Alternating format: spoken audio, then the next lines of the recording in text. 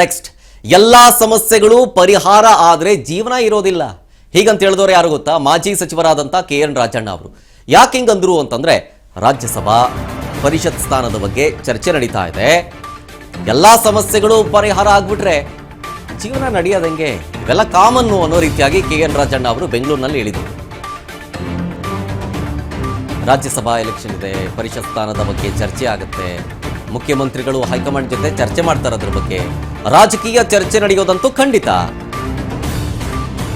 But ನಾನು ಮಂತ್ರಿ ಆಗಬೇಕು ಅನ್ನೋ ಆಸೆ ಇಲ್ಲ. ಮೊದಲೇ ಮಂತ್ರಿ ಆಗಿ ಬಂದಿರೋ ನಾನು ಡೆಲ್ಲಿಗೆಲ್ಲ ನಾನು ಹೋಗೋದಿಲ್ಲ ಬಿಡ್ರಿ, ಹೀಗಂತಂದ್ರು ರಾಜಣ್ಣ. ಆಮೇಲೆ ಕ್ಯಾಬಿನೆಟ್ ಪುನರ್ರಚನೆಯ ವಿಚಾರಕ್ಕೆ ಸಂಬಂಧಪಟ್ಟಂತೆಯೂ ಮಾತಾಡಿದ್ರು. ಕ್ಯಾಬಿನೆಟ್ ಪುನರ್ರಚನೆ ಆಯಿತು ಅಂತಂದ್ರೆ ಒಳ್ಳೇದೇ, ಬಟ್ ಸಿಎಂ ಬದಲಾವಣೆ ವಿಚಾರದಲ್ಲಿ ಏನು ಗೊಂದಲ ಏನಿಲ್ಲ. ಪರಮೇಶ್ವರ್ ಸಿಎಂ ಆಗಬೇಕು ಅನ್ನೋ ವಿಚಾರ ಅಂತೂ ಇದೆ. ನನ್ನ ಹೇಳಿಕೆಗೆ ಈಗಲೂ ನಾನು ಬದ್ಧ ಅಂತಂದ್ರು KN ರಾಜಣ್ಣ. ಪರಿಹಾರ ಆಗ್ಬಿಟ್ರೆ ಜೀವನನೇ ಇರೋದಿಲ್ಲ, ಗೊತ್ತಾಯ್ತಾ?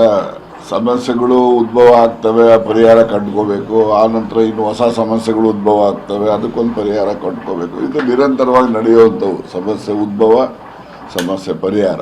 ಇದು ಯಾವುದೋ ಒಂದು ಸಮಸ್ಯೆ ಇದೆ, ಸಮಸ್ಯೆ ಪರಿಹಾರ ಹೈಕಮಾಂಡ್ನಲ್ಲಿ ಕೊಡ್ತಾರೆ ಅಂತೇಳಿ ನಾವು ನಿರೀಕ್ಷೆ ಮಾಡಿದ್ದೇವೆ. ಬಟ್ ನನ್ನ ಅಸೆಸ್ಮೆಂಟು ಇವತ್ತು ರಾಜ್ಯಸಭಾ ಮತ್ತು ವಿಧಾನ ಪರಿಷತ್ತು ಸ್ಥಾನಗಳ ಬಗ್ಗೆ ಒಂದು ಪೂರ್ವಭಾವಿ ಚರ್ಚೆ ಮುಖ್ಯಮಂತ್ರಿಗಳ ಜೊತೆ ನಡೆಯುತ್ತೆ ಅಂತಕ್ಕಂಥದ್ದು. ಮತ್ತು ನನ್ನ ಒಂದು ನಿರೀಕ್ಷೆ ಏನಂದರೆ ಮುಖ್ಯಮಂತ್ರಿಗಳು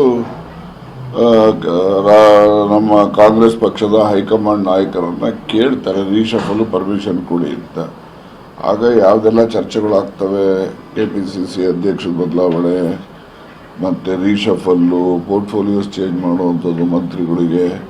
ಭಾಳಷ್ಟು ಜನ ಮಂತ್ರಿಗಳು ನಾವೆಲ್ಲ ಪಕ್ಷದ ಕೆಲಸ ಮಾಡ್ತೀವಿ ಅಂತ ಹೇಳಿ ಅವ್ರುಗಳನ್ನೇ ಕೂಡ ವಾಲಂಟ್ರಿಯಾಗಿ ಮುಖ್ಯಮಂತ್ರಿಗಳ ಹತ್ರ ಹೇಳ್ಕೊಂಡಿದ್ದಾರೆ.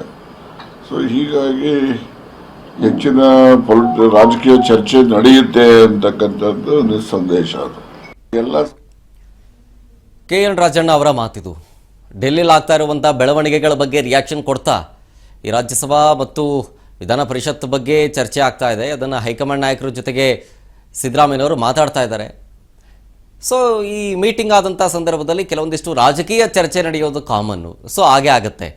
ಇನ್ನು ತಮ್ಮ ಮಂತ್ರಿ ಸ್ಥಾನವನ್ನು ಕಳ್ಕೊಂಡಿದ್ದಂಥ ವಿಚಾರಕ್ಕೆ ಸಂಬಂಧಪಟ್ಟಂತೆ ಮಾತಾಡಬೇಕಾದ್ರೆ, ಇಫ್ ಇನ್ ಕೇಸ್ ಕ್ಯಾಬಿನೆಟ್ ರಿಶಫಲ್ ಆಯಿತು ಅಂತಂದರೆ ನೀವು ಮಂತ್ರಿ ಸ್ಥಾನಕ್ಕೆ ಬೇಡಿಕೆ ಇಟ್ಟಿದ್ದೀರಾ ಅಂತಂದರೆ ನಾನು ಮಂತ್ರಿ ಆಗಬೇಕು ಅನ್ನೋ ಆಸೆನೇ ಇಲ್ಲ. ಮೊದಲೇ ಮಂತ್ರಿ ಆಗಿ ಬಂದಿರೋನಲ್ವ ನಾನು, ನನಗೇನಂತ ಏನು ಆಸೆ ಏನಿಲ್ಲ. ಬಟ್ ನಾನು ಅದಕ್ಕೆಲ್ಲ ಲಾಬಿ ಮಾಡೋದಕ್ಕೆ ಡೆಲ್ಲಿಗೆಲ್ಲ ಹೋಗಲ್ಲ. ಕ್ಯಾಬಿನೆಟ್ ಪುನರ್ರಚನೆ ಆಯಿತು ಅಂತಂದರೆ ಒಳ್ಳೇದು ಅಂತಂದರು.